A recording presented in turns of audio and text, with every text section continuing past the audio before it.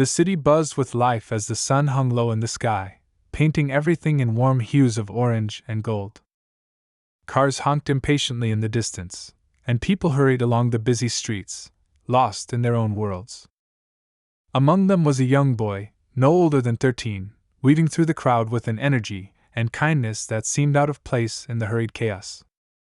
His clothes were simple, a little worn at the edges, but his smile shone brighter than anything money could buy. He carried a small bag of groceries in one hand and hummed quietly to himself, the rhythm of his footsteps matching the melody in his heart. On the corner of the next block, an elderly woman clutched her cane tightly as she shuffled along the sidewalk. Her face was lined with years of wisdom, but her steps were slow and uncertain. She carried a small purse and a bag of apples, her frail arms trembling under the weight. People passed her without a second glance, too caught up in their own lives to notice her struggle. The boy spotted her from a distance and slowed his pace. Something about the way she walked made his chest tighten. She looked exhausted, her every step an effort. He hesitated for a moment, unsure if he should approach. But then, as if fate had made the decision for him, the bag of apples slipped from her grasp and tumbled to the ground. She gasped and bent down to pick them up, but her knees buckled beneath her. The cane clattered to the sidewalk, and she fell hard against the concrete with a sharp cry. The world seemed to freeze for a moment as people turned to look but kept moving, their faces showing fleeting concern before they returned to their hurried paths. The boy didn't hesitate this time. He dropped his bag of groceries and ran toward her, his heart pounding.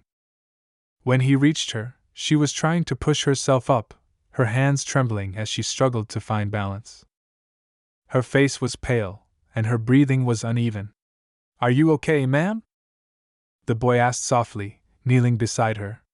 The woman looked up, her watery eyes filled with pain and embarrassment. "I think I hurt my leg," she stammered, wincing as she tried to move. The boy glanced at her knee and saw a small tear in her pants, blood slowly seeping through the fabric. His heart sank. She was hurt, and it didn't look like anyone else was going to stop and help. He quickly looked around, hoping someone might offer assistance, but the crowd just kept moving, their heads down as if they hadn't seen anything at all. "Don't move," he said gently. "I'll help you." The woman shook her head weakly. No, I don't want to trouble you. I'll be fine. Just give me a moment." But the boy ignored her protest. He reached into his pocket and pulled out a small handkerchief, but it wasn't big enough to cover the wound. He frowned, then glanced down at his shirt. Without a second thought, he grabbed the hem and tore a strip of fabric from it. The ripping sound drew a few curious glances from passers-by, but he didn't care. The woman watched in astonishment as he carefully wrapped the torn piece of his shirt around her injured leg, tying it firmly but gently to stop the bleeding. Her hands trembled as she reached out to touch his arm. "You didn't have to do that," she whispered, her voice breaking. "Your shirt, it's just a shirt," he replied with a small smile. "You're more important." Tears welled up in her eyes, but she quickly wiped them away, trying to compose herself. The boy helped her sit up, his hands steady and reassuring. He looked around again, searching for someone who could assist them. Still, no one stopped. The city's hustle and bustle continued as if nothing had happened. "Can you stand?" he asked, concern etched on his face. I don't think so," the woman admitted. Her voice was barely above a whisper, and she winced as she shifted slightly. The boy bit his lip, thinking quickly. He couldn't just leave her here, and there was no way she could walk on her own. He glanced at his bag of groceries lying on the ground a few feet away, then back at her. The decision was easy. "Hold on," he said, gently slipping an arm under hers. "I'll take you to the bench over there. You can rest while I figure out what to do next." The woman hesitated, her pride battling with her need for help. But the boy's earnest expression left her no room to argue. Slowly, with his support, she managed to get to her feet. She leaned heavily on him, her frail frame trembling with every step. The boy moved carefully, guiding her toward a nearby bench under the shade of a tree. It wasn't far, but every step felt like a challenge as she clung to him for support. Sweat beaded on his forehead, but he didn't complain or falter. When they finally reached the bench, he helped her sit down and adjusted the makeshift bandage on her leg. "Thank you," she said softly, her voice thick with emotion. "You're such a kind young man. I don't know what I would have done without you." The boy shrugged, trying to brush off her gratitude. "It's nothing, really. I couldn't just leave you there." The woman studied him for a moment, her eyes filled with something deeper than gratitude. She could see that this boy, despite his young age, carried a heart far bigger than most adults she had encountered. Before she could say more, the boy stood up and looked around. "I'll get some help," he said. "Wait here. I'll be right back." But as he turned to leave, the woman grabbed his hand, her grip surprisingly firm. "No," she said, shaking her head. "You've done enough already. Please sit with me for a moment." The boy hesitated, then nodded and sat down beside her. The city's noise seemed to fade as they sat there, the two of them sharing a quiet moment amidst the chaos. The woman glanced at the torn fabric on her leg and then at the boy's shirt, now missing a chunk at the bottom. She couldn't stop the tears from spilling down her cheeks. "You remind me of someone," she said after a moment, her voice barely audible. "Who?" the boy asked, genuinely curious. "My grandson," she replied, her lips trembling. "He was just like you, kind, thoughtful, always putting others first. He passed away last year." The boy's heart ached at her words. He didn't know what to say, so he simply sat there, offering her his presence and a listening ear. The woman took a deep breath, trying to steady herself. "The world needs more people like you," she said finally, her voice filled with both sadness and hope. The boy smiled shyly, his cheeks flushing. "I'm just doing what I think is right," he said simply. Before they could say more, a voice called out from nearby. "Excuse me, is everything okay here?" They both turned to see a man in a uniform approaching, concern written all over his face. The boy quickly explained what had happened, and the man nodded, his expression softening. "I'll call for an ambulance," the man said, pulling out his phone. The elderly woman reached for the boy's hand again, her grip warm and comforting. "Thank you," she whispered, her eyes locking with his. "You've done more for me than you'll ever know." As the boy sat beside her, waiting for help to arrive, he couldn't help but feel a deep sense of fulfillment. He hadn't done it for recognition or praise, he had simply followed his heart. And in that moment, as the sun dipped lower in the sky and the world around them seemed to pause, he realized that small acts of kindness could create ripples far beyond what he could see. Little did he know, this single act of compassion would soon inspire others in ways he could never have imagined. The boy stayed with the elderly woman, his small hand resting gently on hers as the sound of distant sirens began to fill the air. The man in the uniform stood a few feet away, speaking into his phone, assuring the paramedics that help was on its way. The boy could feel the tension in her hands slowly loosening, but the sadness in her eyes didn't fade. She stared ahead, her thoughts seeming far away, as if she was reliving something no one else could see. "Do you have a family nearby?" the boy asked softly, breaking the silence. The woman blinked, as if snapping out of her thoughts, and turned to look at him. There was a long pause before she shook her head. "No, not anymore," she said, her voice quiet and heavy. "I live alone now. My husband passed many years ago, and my grandson was well, he's gone too." The boy felt a pang of sadness for her. He couldn't imagine what it must feel like to lose everyone you loved. But he didn't want to make her feel worse by asking more questions. Instead, he gave her a small, reassuring smile and said, "You're not alone right now. I'm here." Her lips quivered, and her eyes glistened again with unshed tears. "You're a good boy," she said, her voice trembling. "The world can be so cruel sometimes, but people like you remind me there's still kindness left." The boy wanted to say something in return, but he didn't know how to respond. Instead, he squeezed her hand gently, hoping it was enough to show her he cared. As the paramedics arrived and began to tend to her, the boy stepped back to give them space. He watched as they carefully examined her leg and spoke to her in calm, professional tones. She seemed to relax a little in their care, though her eyes occasionally drifted back to the boy, as if afraid he might disappear. One of the paramedics turned to the boy and gave him a small smile. "You did a good thing here, kid," he said. "Not everyone would have stopped to help." The boy nodded shyly, feeling a mix of pride and awkwardness at the praise. "I couldn't just walk away," he said quietly. As they prepared to take the woman to the hospital, she reached out for the boy one last time. "What's your name?" she asked, her voice soft but urgent. He hesitated for a moment, then answered, "Jordan." "Jordan," she repeated, as if committing it to memory. "Thank you, Jordan. I won't forget you." He smiled and watched as they helped her into the ambulance. The doors closed, and the vehicle pulled away, the sound of the siren growing fainter until it disappeared completely. For a moment, Jordan stood there, staring down the street where the ambulance had gone. He felt an odd emptiness, like something unfinished lingered in the air. He didn't even notice the man in the uniform approaching him until he spoke. "You've got a good heart, kid," the man said. "Not many people would have done what you did today." Jordan shrugged, still staring at the road. "It just felt like the right thing to do," he said. The man smiled faintly. "The world could use more people like you. Take care of yourself, okay?" Jordan nodded, and the man walked away, blending back into the crowd.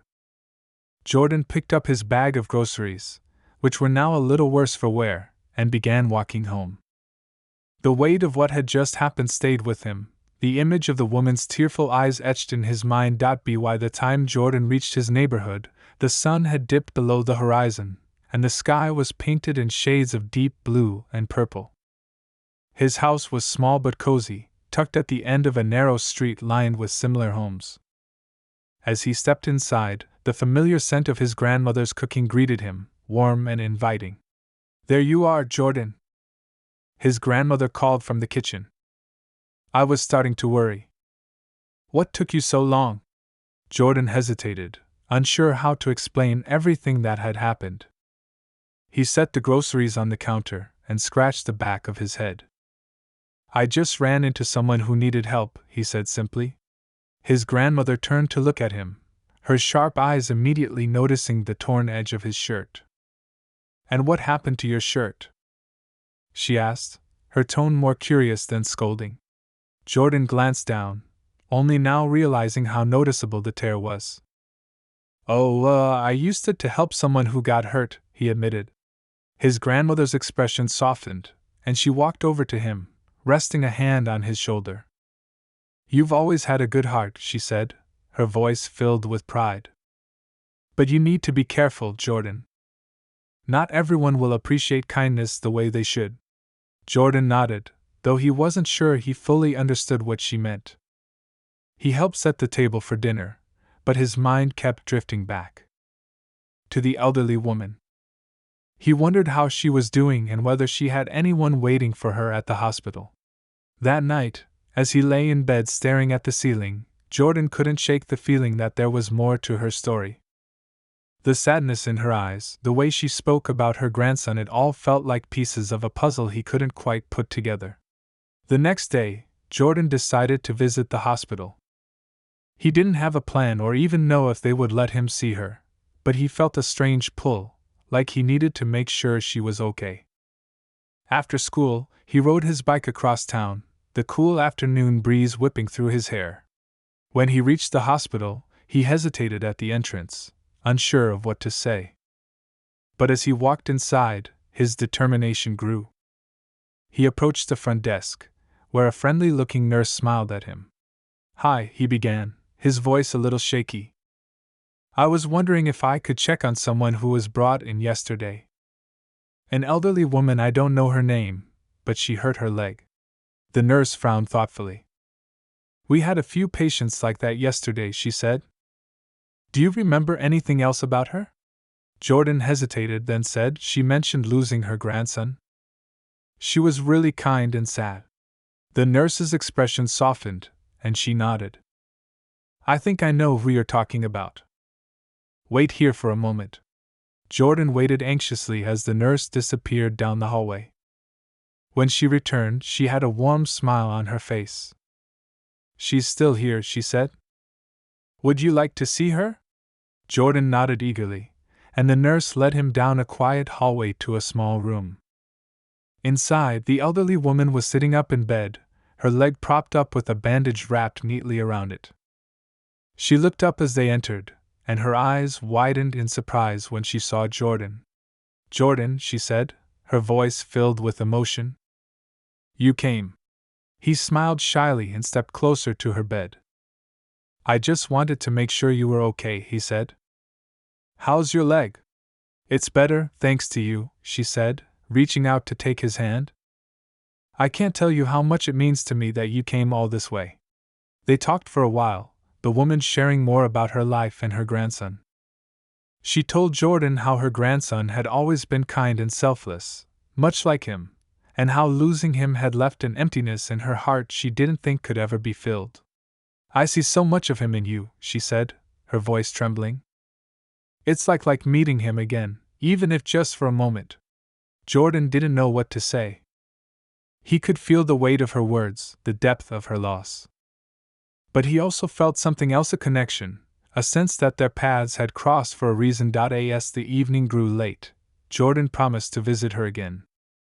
As he rode home, the cool night air brushing against his face, he couldn't help but feel like this was just the beginning of something much bigger.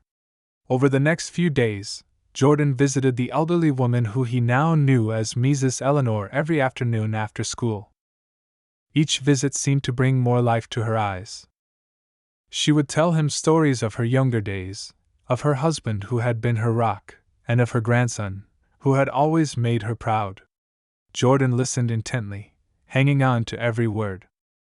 There was something about the way Mrs. Eleanor spoke that made her stories feel vivid, like stepping into a different time. But every now and then, she would stop mid-sentence, her voice catching as if she remembered something too painful to share. Jordan never pushed her to explain, but he noticed how her gaze would shift toward the window, her expression distant and heavy. One afternoon, as they sat by the window in her hospital room, Mrs. Eleanor reached for the necklace she always wore. It was a delicate silver chain with a small locket attached. She opened it carefully, revealing 2 tiny photographs inside. This was my grandson, she said, pointing to one of the pictures. The boy in the photo looked no older than Jordan, with a bright smile and eyes full of life. His name was Aaron. He was everything to me. Jordan leaned closer, studying the picture. What happened to him? He asked softly, afraid of overstepping but unable to hold back his curiosity. Mrs. Eleanor took a deep breath, her fingers tracing the edge of the locket. He was taken from me, she said quietly. It was a senseless accident. Wrong place, wrong time. And just like that, he was gone. Jordan felt his chest tighten at her words. He couldn't imagine what it must feel like to lose someone so close, someone you loved so much. I'm sorry, he said, his voice barely above a whisper. Mrs. Eleanor looked at him, her eyes filled with a mixture of sadness and gratitude. You remind me so much of him, she said. Not just the way you look, but the way you care. He would have done exactly what you did that day on the street.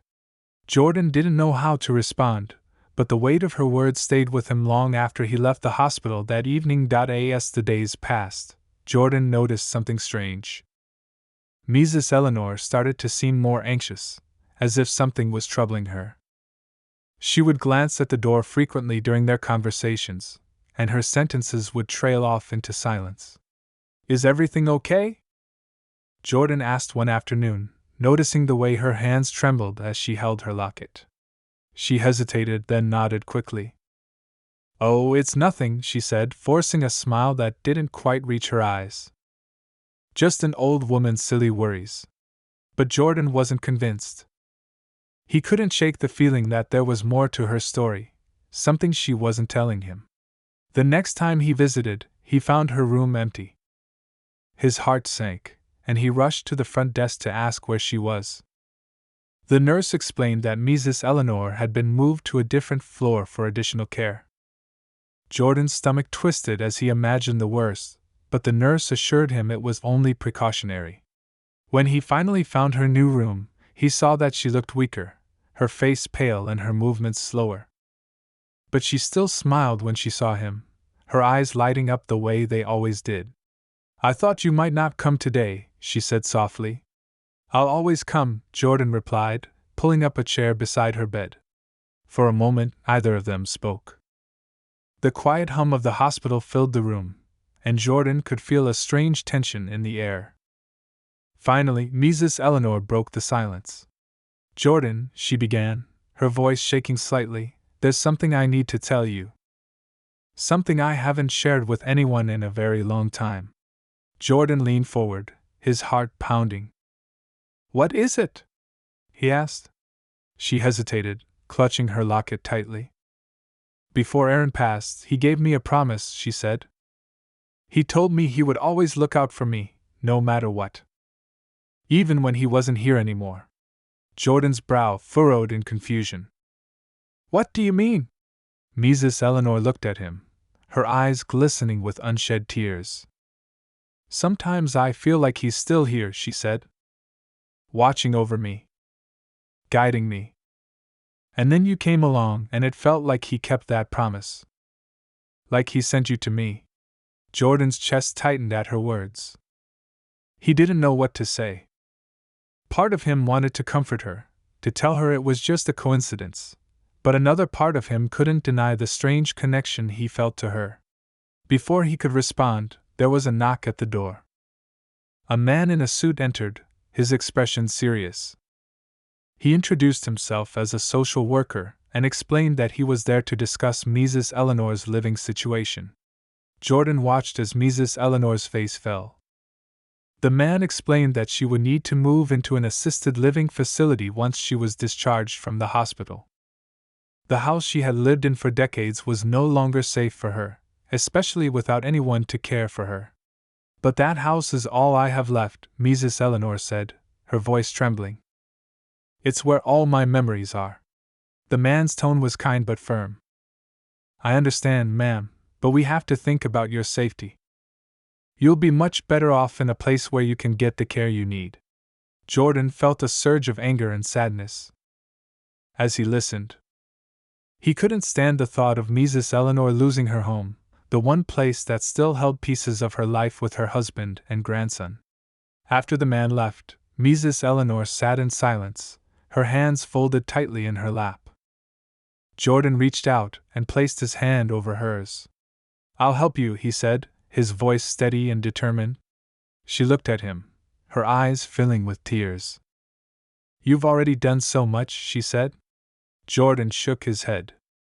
"This isn't just about helping. You don't deserve to lose everything. I'll figure something out. I promise." That night, as Jordan lay in bed, he couldn't stop thinking about Mrs. Eleanor and her situation. He felt an overwhelming need to protect her, to keep her from losing the last connection she had to her family. But how could he help? He was just a kid.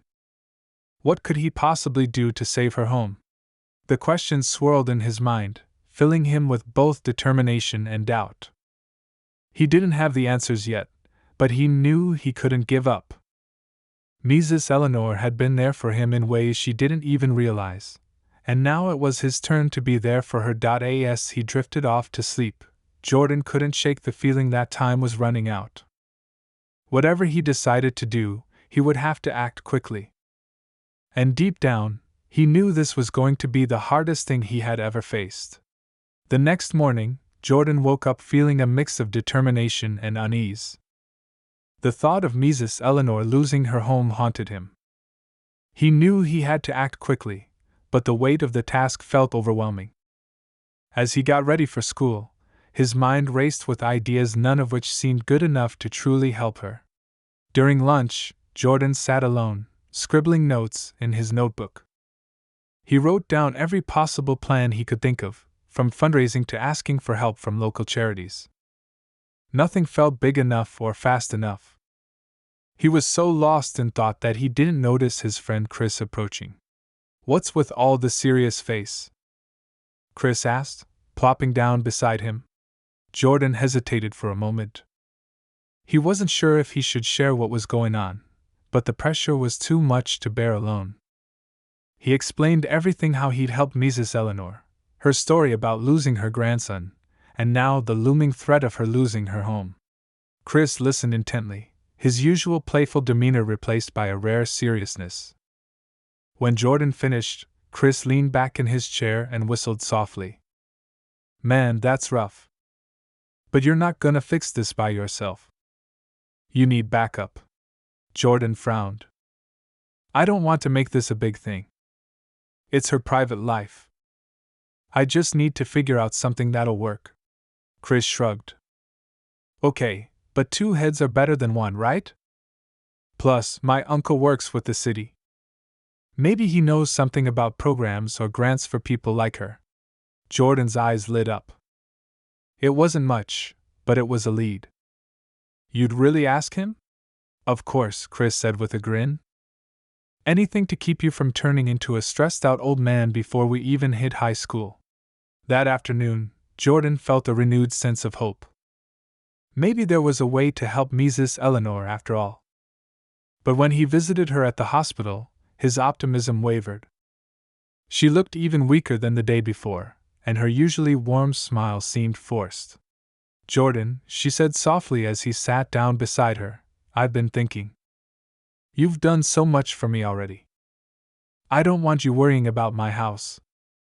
It's just bricks and wood. What matters is the memories I carry with me." Jordan shook his head, his voice firm. "It's more than that, Mrs. Eleanor. It's your home. It's part of who you are. I'm not giving up, so don't ask me to." Her eyes filled with tears, and for a moment she seemed too choked up to respond. Finally, she reached out and took his hand. "You have a heart of gold, Jordan. Just like Erin." The mention of her grandson sent a pang through Jordan's chest.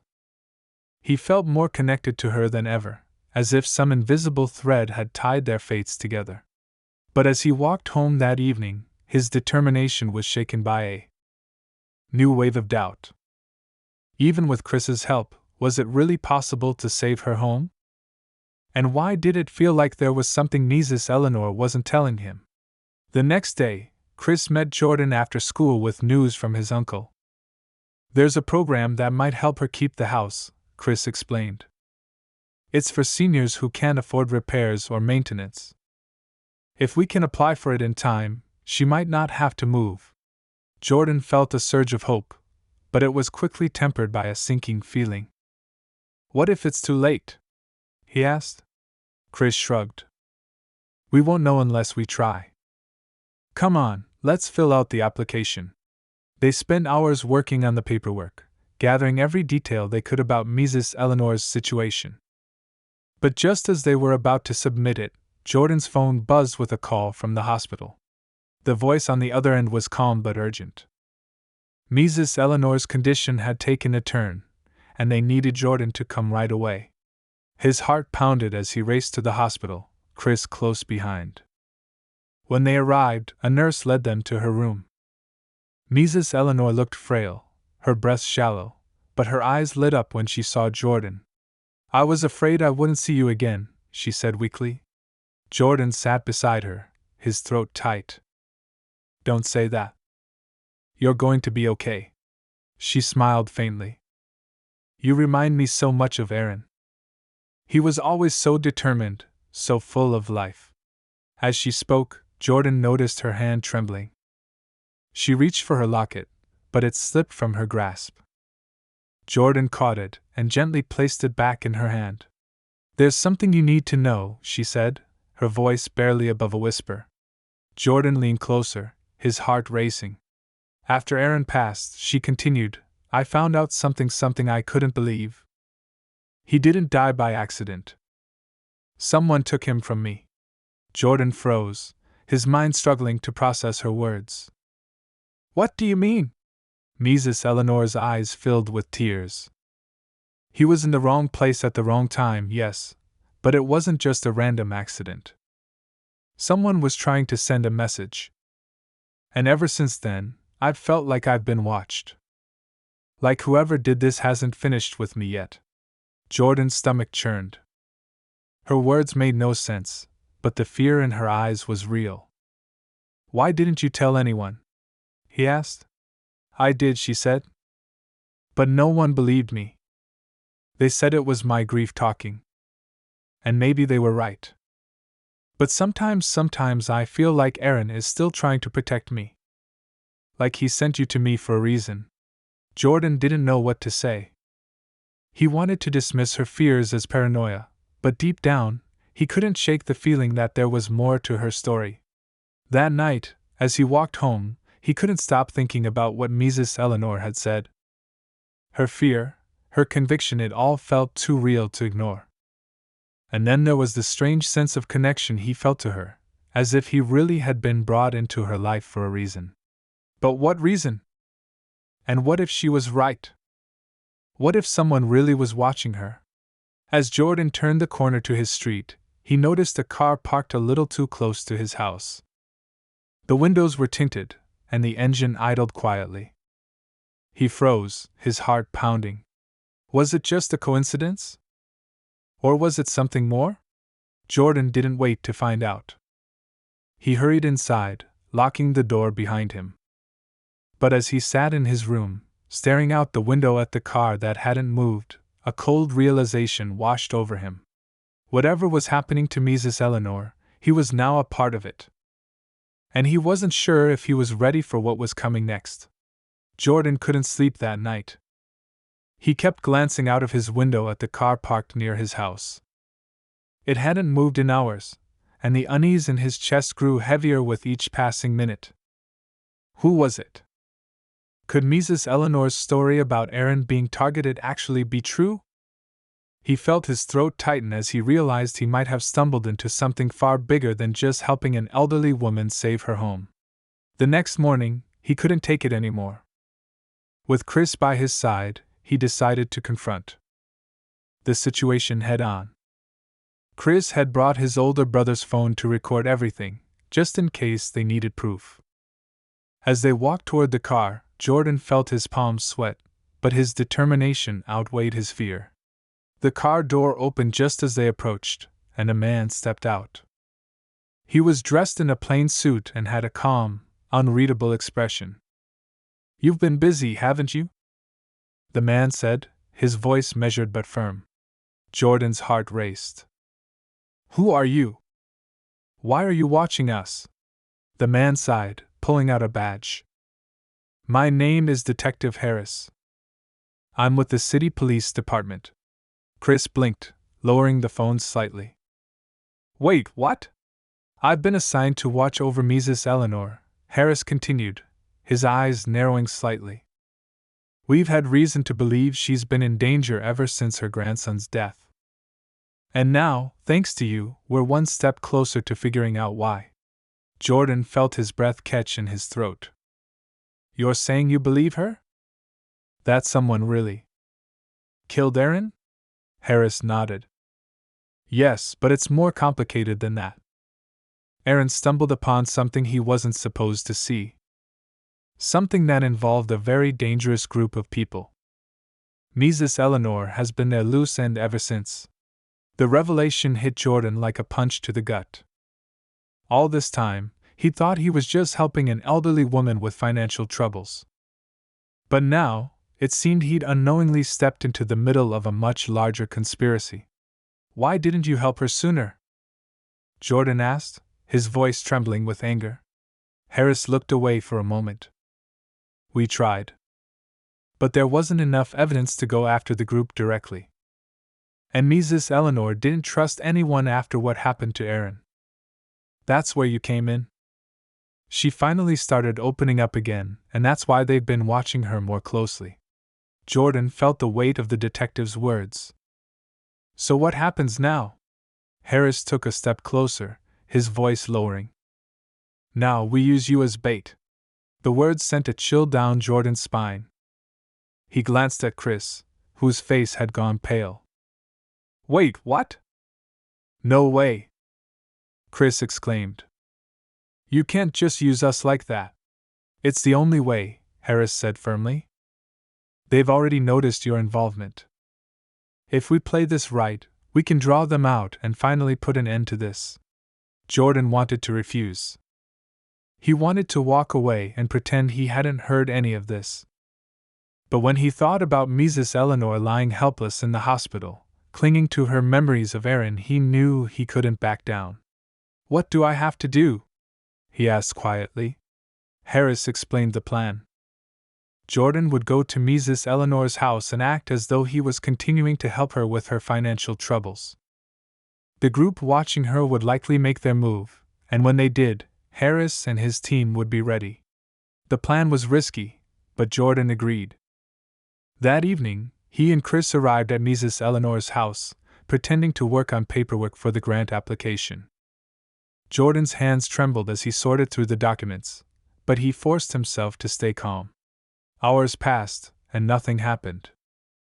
Chris grew restless, pacing the living room. Maybe they're not coming, he muttered. But just as the words left his mouth, there was a loud crash from the back door. Jordan's heart leapt as two masked figures burst into the room. One of them grabbed Chris, while the other advanced on Jordan. Where's the old lady? The figure demanded, his voice harsh and angry. Jordan's mind raced. She's not here, he said, trying to keep his voice steady. The man grabbed him by the collar, lifting him slightly off the ground. Don't play games with me, kid. We know she's been talking to you. Before Jordan could respond, the sound of sirens filled the air. The man cursed under his breath and dropped Jordan, pulling out a small device from his pocket.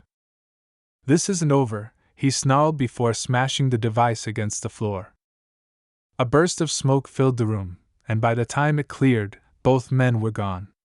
Harris and his team stormed in moments later, their weapons drawn. Jordan coughed, waving the smoke away from his face. They got away, he said hoarsely. But Harris didn't seem surprised. That was just the first step, he said. Now they know we're onto them. They'll slip up soon enough. Jordan wasn't so sure.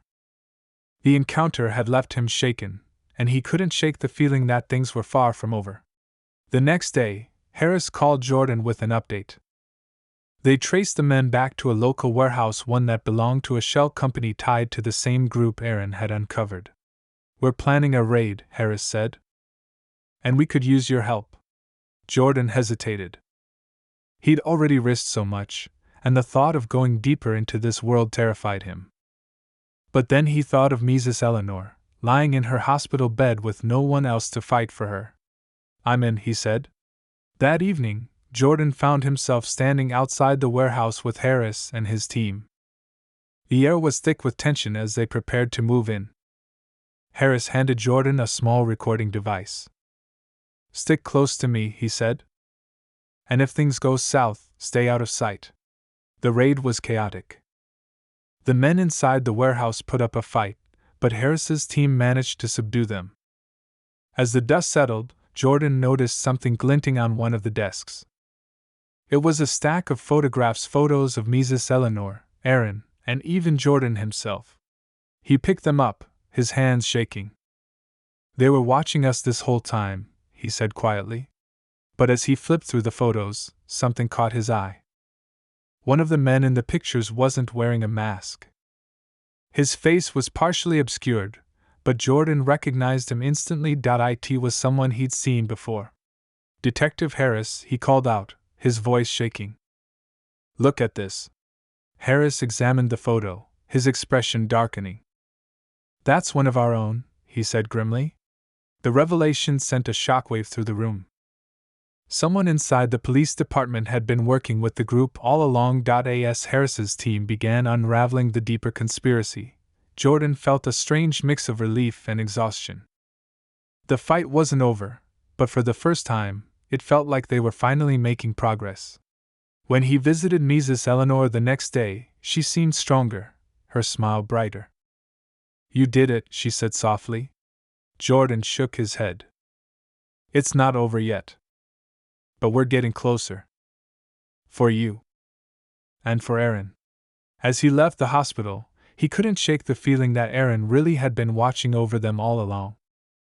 And though the road ahead was still uncertain, Jordan knew one thing for sure: he wasn't giving up. Not now. Not ever. The days that followed the raid were a whirlwind for Jordan. Detective Harris had been right. Capturing those men in the warehouse was only the beginning. The evidence they gathered exposed a web of corruption and greed that went far deeper than Jordan could have imagined. It wasn't just about Mrs. Eleanor's house, or even Aaron's tragic death.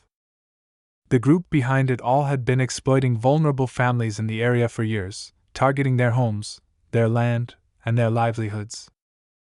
Mrs. Eleanor had become a target simply because Aaron had discovered too much. Jordan couldn't stop thinking about how close they had come to losing everything. The photograph of the unmasked man, who had turned out to be a police officer working with the criminals, had shaken everyone. Harris's team moved quickly to arrest him, and his confession opened the floodgates. It was a grim reminder that the fight wasn't just against criminals but also against those who were supposed to protect the innocent, but had instead betrayed them. When Jordan visited Mrs. Eleanor in the hospital to tell her the news, she cried tears of both relief and sorrow. "Aaron didn't deserve this," she whispered, gripping Jordan's hand tightly. "But you've made sure his death wasn't in vain." Jordan didn't know what to say. He didn't feel like a hero. He was just a kid who'd wanted to help someone in need. But seeing the gratitude in her eyes made all the fear and danger he'd faced feel worth it. In the days that followed, Jordan and Chris returned to Mrs. Eleanor's house to help clean up the damage caused during the raid. The back door had been smashed in, and the living room still smelled faintly of the smoke bomb. But as they worked, it felt like they were restoring more than just a house. They were giving Mrs. Eleanor back her sense of safety and hope. One afternoon, as Jordan was sweeping up broken glass, Chris looked up from the old family photos he was helping to organize. "You know," he said, "this could have ended so much worse. If we hadn't gotten involved." He trailed off, but Jordan understood what he meant. They had been lucky to come out of this alive, and the thought of how close they'd come to danger sent a shiver down his spine. "Yeah," Jordan said quietly. "But I'm glad we did. I don't think I could have lived with myself if we just walked away." Chris nodded, a rare moment of seriousness crossing his face. "Same. Even if it was terrifying." As the weeks went on, life slowly began to return to normal. The group responsible for targeting Mrs. Eleanor and others like her was dismantled piece by piece. Harris kept Jordan updated, and each new arrest felt like another step toward justice. One evening, Harris stopped by Mrs. Eleanor's house while Jordan and Chris were helping her sort through Aaron's old belongings. "I thought you'd want to know," Harris said, his tone lighter than Jordan had ever heard it. "We've recovered some of Aaron's old notes. Turns out, he'd been tracking this group for months before he—" Harris hesitated, but Mrs. Eleanor gave him a reassuring nod to continue. "Before he passed. He left behind everything we needed to take them down. He might not have been able to finish what he started, but because of him and because of you we've finally put an end to it." Mrs. Eleanor closed her eyes, tears slipping down her cheeks. "He was always so determined to do the right thing," she said softly. "Even when it cost him everything." Jordan felt a lump in his throat. Aaron's bravery and sacrifice had paved the way for justice, and now it felt like his story was finally coming to an end. But more than that, it was a reminder that even in the face of unimaginable loss, one person's actions could create ripples that changed everything. A few weeks later, Mrs. Eleanor's home was officially safe. The fraudulent claims against her were dropped, and the paperwork for her house was cleared. She invited Jordan and Chris over for dinner to celebrate, and for the first time in what felt like forever, there was laughter in the house. As they sat around the table, Mrs. Eleanor told stories about Aaron, his childhood adventures, his love for music, and his unshakable determination to help others. Jordan listened intently, feeling like he was finally getting to know the person whose life had become so intertwined with his own. "You remind me of him, you know," Mrs. Eleanor said suddenly, looking at Jordan with a warm smile. "That same kindness. That same willingness to stand up for what's right." Jordan felt his cheeks flush. "I don't know about that," he said, embarrassed. But Mrs. Eleanor shook her head. "Don't underestimate yourself, Jordan. What you did, not everyone would have been brave enough to do that. You've made a difference. Not just for me, but for so many others." Chris grinned, clapping Jordan on the back. "Yeah, man. You're basically a superhero now." Jordan rolled his eyes, but he couldn't help smiling. For the first time, he allowed himself to feel proud of what they'd accomplished. It wasn't just about helping Mrs. Eleanor anymore, it was about standing up for what was right and making sure no one else had to suffer the way she and Aaron had. As the night went on, the conversation turned to the future. Mrs. Eleanor talked about fixing up her garden and maybe adopting a dog to keep her company. She seemed lighter, freer, as though a weight had been lifted from her shoulders. Before they left, she pulled Jordan aside and handed him a small box. "This belonged to Aaron," she said. "I think he'd want you to have it." Jordan opened the box to find a wristwatch with a worn leather strap. It was simple but elegant, and he could tell it had been well loved. "Thank you," he said, his voice thick with emotion. "I'll take good care of it." As he walked home that night, the watch on his wrist, Jordan felt a sense of peace he hadn't felt in weeks. The fight was over, and while there were still scars left behind, there was also hope.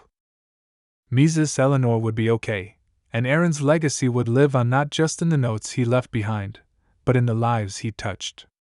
Months later, Jordan passed by Mrs. Eleanor's house on his way to school. The garden was blooming with vibrant flowers, and a golden retriever wagged its tail excitedly at the gate. Mrs. Eleanor waved to him from her porch, and he waved back, feeling a warmth in his chest. Life wasn't perfect, and the memories of what they'd been through would always linger. But as Jordan walked away, he realized something important. Sometimes, the smallest acts of kindness, tearing your shirt to help a stranger, standing up when no one else will, can lead to something far bigger than you ever imagined. And in the end, that's what made it all worth it.